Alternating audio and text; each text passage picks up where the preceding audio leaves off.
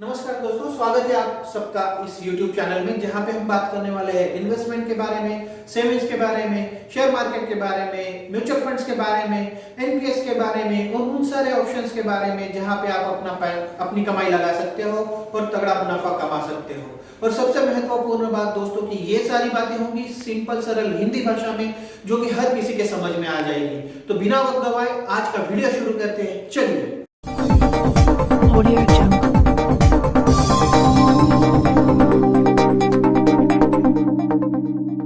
तो चलिए इसी सीरीज को आगे बढ़ाते हुए आज हम देखते हैं कि फंडामेंटल एनालिसिस क्या होता है। किसी भी कंपनी का शेयर खरीदने से पहले उसका एनालिसिस करना जरूरी होता है दोस्तों। एक साल के लिए, एक साल या एक साल से अधिक के लिए जब आप शेयर खरीदते हो, किसी कंपनी में इन्वेस्ट करना चाहते हो, तो उसके लिए आपको उस शेयर्स का या उस कंपनी का एनालिसिस करना जरूरी होता है और उसको ही फंडामेंटल एनालिसिस कहते हैं दोस्तों। स्टॉक मार्केट में दो टाइप के एनालिसिस होते हैं, एक होता है टेक्निकल एनालिसिस, दूसरा होता है फंडामेंटल एनालिसिस।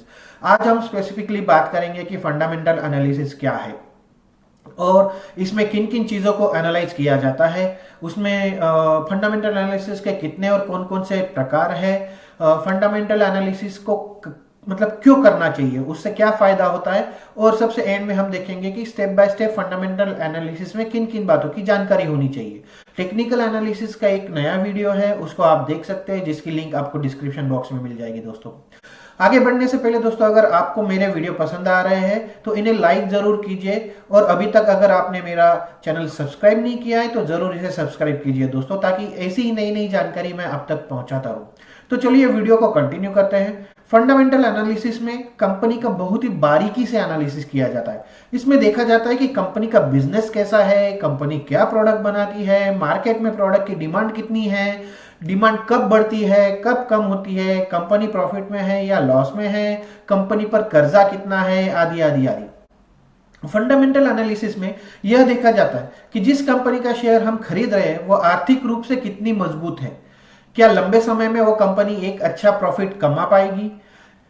फंडामेंटल एनालिसिस करने का जो मोटो है या रीजन है, वो अभी मैं किसी शेयर को डिस्काउंट प्राइस पे खरीद सकता हूं और फ्यूचर में उसको मैं प्रीमियम प्राइस पर बेचना चाहता हूं ताकि मुझे उतना प्रॉफिट हो जाए। तो ये सबसे मेन रीजन है फंडामेंटल एनालिसिस करने के पीछे। फंडामेंटल एनालिसिस में दोस्तों कंपनी के बिजनेस और फाइनेंशियल स्टेटमेंट का एनालिसिस किया जाता है, क्योंकि कंपनी के बिजनेस प्रदर्शन से ही, मतलब उसका जो बिजनेस प्रदर्शन रहेगा उससे ही उसके शेयर की कीमत निर्धारित होती है। अगर बिजनेस प्रॉफिट में है तो शेयर अच्छा उछाल लेगा, अगर बिजनेस लॉस में जा रहा है तो शेयर की प्राइस कम होगी दोस्तों। कंपनी का बिजनेस बढ़ेगा तो कंपनी का प्रॉफिट भी बढ़ेगा, जिससे शेयर की प्राइस भी बढ़ेगी, और लंबे समय में शेयर प्राइस कंपनी की प्रॉफिट ग्रोथ को ही फॉलो करती हुई देखी गई है। अब देखते हैं कि फंडामेंटल के प्रकार कौन से हैं। नॉर्मली फंडामेंटल एनालिसिस को दो भागों में बांटा जाता है दोस्तों। पहला होता है क्वालिटेटिव एनालिसिस या गुणात्मक एनालिसिस। क्वालिटेटिव एनालिसिस में कंपनी क्या व्यापार कर रही है, उसका बिजनेस क्या है, प्रोडक्ट और सर्विस क्या प्रोवाइड करती है, मैनेजमेंट एनालिसिस किया जाता है, बिजनेस मॉडल्स, इन सभी का एनालिसिस किया जाता है दोस्तों। साथ ही क्वांटिटेटिव एनालिसिस या मात्रात्मक एनालिसिस में, क्वांटिटेटिव एनालिसिस में कंपनी के वित्तीय हालात को, यानी प्रॉफिट एंड लॉस एंड और आर्थिक हालात को देखा जाता है, उन सारे नंबर्स का एनालिसिस किया जाता है। जैसे फाइनेंशियल स्टेटमेंट हुआ, बैलेंस शीट हुआ, P&L profit and loss statement हुआ, कैश फ्लो स्टेटमेंट हुआ। उसके साथ ही अलग अलग रेशियो देखे जाते हैं, जैसे सेल्स ग्रोथ रेशियो हुआ, प्रॉफिट एंड ग्रोथ रेशियो हुआ। इन सब चीजों का एनालिसिस किया जाता है। अब फंडामेंटल एनालिसिस कैसे यूजफुल है, उसका उपयोग कैसे होता है, ये देखते हैं। सभी सक्सेसफुल इन्वेस्टर्स जो कि लॉन्ग टर्म के लिए इन्वेस्टिंग करना चाहते हैं, वे सभी स्टॉक को चुनने के लिए फंडामेंटल एनालिसिस करते हैं। फंडामेंटल एनालिसिस एक बढ़िया बिजनेस को ढूंढने में मदद करता है जिसका शेयर अभी डिस्काउंट पर चल रहा है। कोई भी इन्वेस्टर जब किसी कंपनी के शेयर को खरीदता है तो वह उस कंपनी से यही उम्मीद करता है कि ये कंपनी आने वाले कुछ दिनों में या कुछ सालों में एक अच्छा प्रॉफिट कमाकर शेयर की प्राइस बढ़ेगी और उससे उसको मुनाफा होगा। लेकिन इससे पहले हमें उस कंपनी का संपूर्ण रिसर्च करना पड़ता है, फुल रिसर्च करना होता है।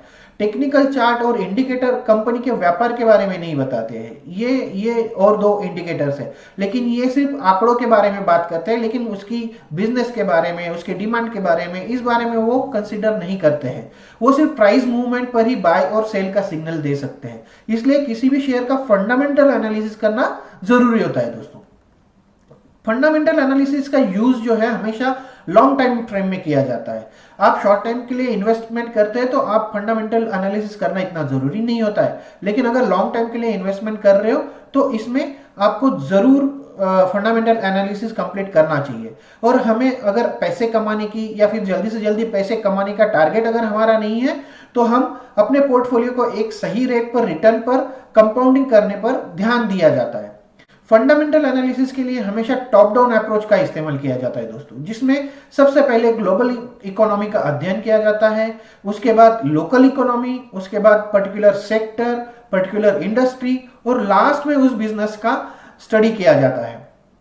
स्टॉक के फंडामेंटल एनालिसिस के लिए सारी चीजों की जानकारी होना जरूरी होता है, जैसे कि balance sheet, profit and loss account, cash flow statement, annual report, financial ratios, PE ratio, profit EPS earning, book value, management analysis, profit and sales, growth opponent company, जिस क्षेत्र में कंपनी है उस क्षेत्र के नियम और कानून।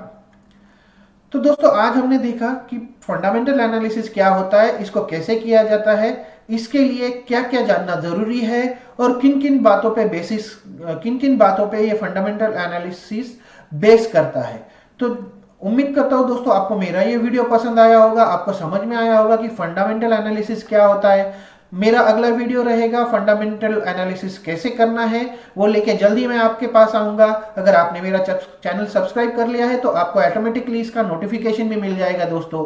तो चलिए आज के वीडियो में मैं यही समाप्त करता हूं, अगले वीडियो में मिलते हैं, तब तक के लिए नमस्ते दोस्तों।